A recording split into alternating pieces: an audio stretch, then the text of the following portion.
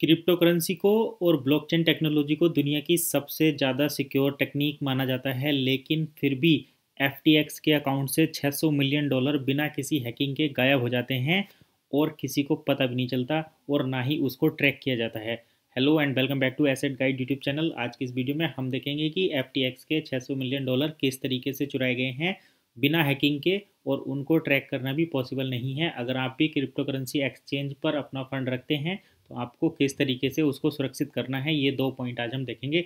तो मैं आपको लेकर चलता हूँ वेबसाइट पर, जहाँ पर हम देखेंगे कि FTX के $600 मिलियन हैक नहीं हुए हैं। ऐसा FTX के जो प्रेजेंट रिप्रेजेंटेटर हैं उन्होंने ये बात कही है।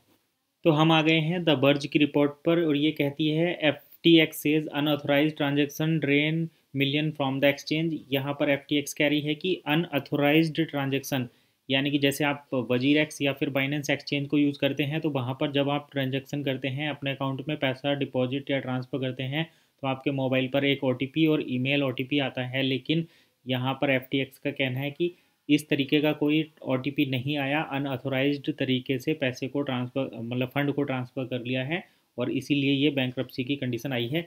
और ये कह रहे हैं कि bankruptcy crypto currency exchange move user fund to cold storage after at least $473 million went missing from the platform. और ये कह रहे हैं कि कोल्ड स्टोरेज में ट्रांसफ़र कर दिया है उस फंड को, और इसी वजह से जो यूज़र का $473 मिलियन जो है वो पता नहीं चल रहा कहाँ गया। अब देखिए, कुछ लोग ये कह रहे थे कि FTX हैक हुआ है, तो यहाँ पर ये जो रैन मिलर हैं, the general counsellor at FTX US did not confirm a hack.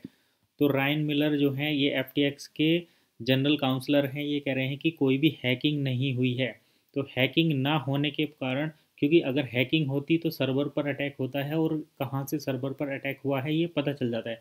हालांकि डिसेंट्रलाइज प्लेटफॉर्म में वो पता करना भी काफ़ी डिफ़िकल्ट रहता है, लेकिन यहाँ पर एक और लूप होल निकल के आया कि बिना हैक करे भी आप क्रिप्टो करेंसी का फंड यहाँ से चुराया जा चुका है। तो किस तरीके से किया, देखिए यहाँ पर FTX के ये ओनर हैं, वो कह रहे हैं कि इस फंड को ट्रांसफ़र करके ऑफलाइन बैलेट में ले गए, transferring fund offline.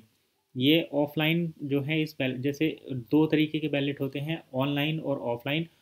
Offline ballot में आप फंड को पेन ड्राइव की तरह स्टोर करके रख सकते हैं, या फिर किसी हार्ड डिस्क में उसको स्टोर कर सकते हैं, बिटकॉइन को या दूसरी करेंसी को। तो ठीक वैसे ही यहाँ पर ये कह रहे हैं कि या तो फंड को यूज़र के अकाउंट से ट्रांसफ़र करके पेन ड्राइव में रख लिया गया है, या फिर उसको कोल्ड स्टोरेज कर दिया गया है।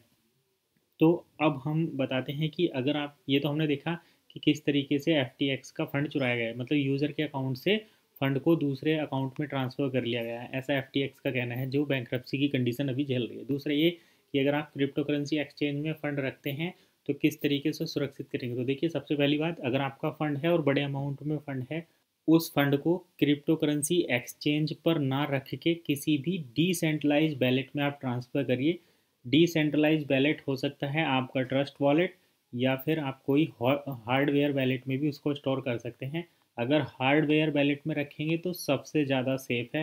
हालांकि वहाँ पर आपको ना कोई इंटरेस्ट मिलेगा, ना आप उसकी कोई ट्रेडिंग कर पाएंगे। ट्रेडिंग करने के लिए आपको हार्डवेयर बैलेट दोबारा से एक्सचेंज के साथ या फिर किसी भी ऑनलाइन बैलेट के साथ कनेक्ट करके ही उसको एक्सेस कर सकते हैं। लेकिन अगर आप डिसेंट्रलाइज बैलेट में करेंगे, जैसे ट्रस्ट वॉलेट या मेटामास्क में, तो यहाँ पर आप उसको ट्रेड भी कर सकते हैं, इंटरेस्ट भी ले सकते हैं, डिसेंट्रलाइज प्लेटफॉर्म पर री इन्वेस्ट या फिर ग्रो भी कर सकते हैं। तो ये थे दो बड़े अपडेट। आई होप आपको वीडियो पसंद आई होगी।